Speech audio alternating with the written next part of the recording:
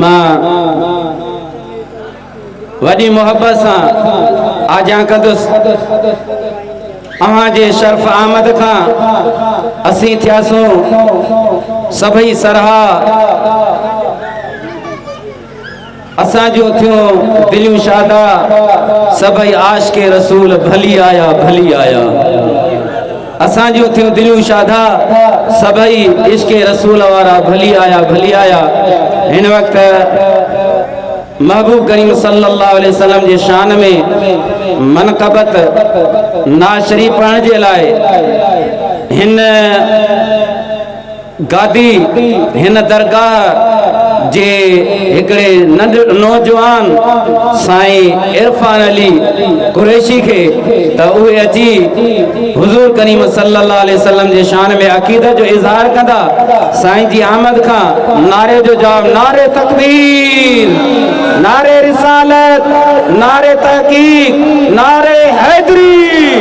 नारे पीर जमायत अहले सुन्नत सरकार जी आमद दिलदार जी आमद मनतार जी आमद महबूब जी आमद मक्की जी आमद मदनी जी आमद सुभान अल्लाह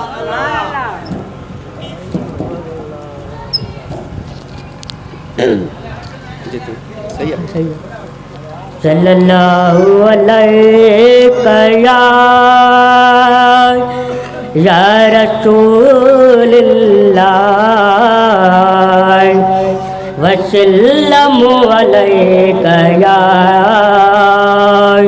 हबीबल्लाह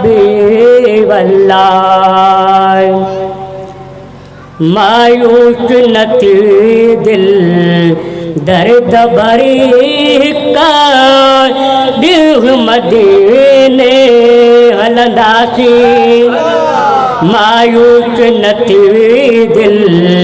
दर्द भरी का दिल मदीने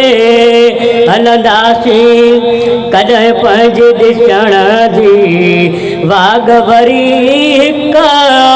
दिल मदीने हलंदासी ओ पाण ईअं न छॾियो गुलामन खे रुॻो छॾ न यकीन जे दामन खे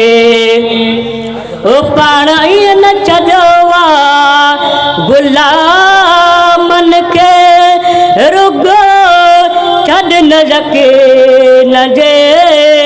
दामन के विंदा तवक्कल वारा पार तरी विंदा तवक्कल वारा पार तरी दिल मदीने हलंदासी कॾहिं पंहिंजे ॾिसण जी बाग भरी दिल मदीने हलंदासी हो कोड़ पाण जहिड़ा मिचकी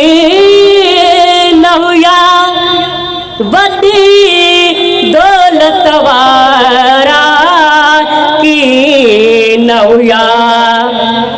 हो कोड़ पाण जहिड़ा मिचकी न हुया वॾी दौलत वारा की न हुया तन के भी मिली वही कुछ कबरी का दिल मदीने हलंदासी कॾहिं पंहिंजे ॾिसण जी वाग भरी का दिल मदीने हलंदासी जरा देर में केरा सवाल न करे कंहिंखे वॾेरो ॾिसी कॾहिं सवाल न करे हो जरा देर में केरा सवाल न करे कंहिंखे क्षण ॾिसी कॾहिं सवाल न करे दीदार जी कुलंदी नेठ धरी दार जी खुलंदी नेठ दरीका देव मदीने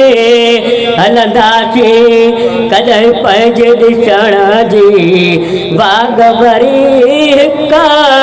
देव मदीने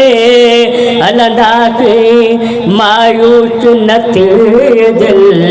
दर्द भरीका देव मदीने हलंदासीं ओका देव मदीने हलंदासीं।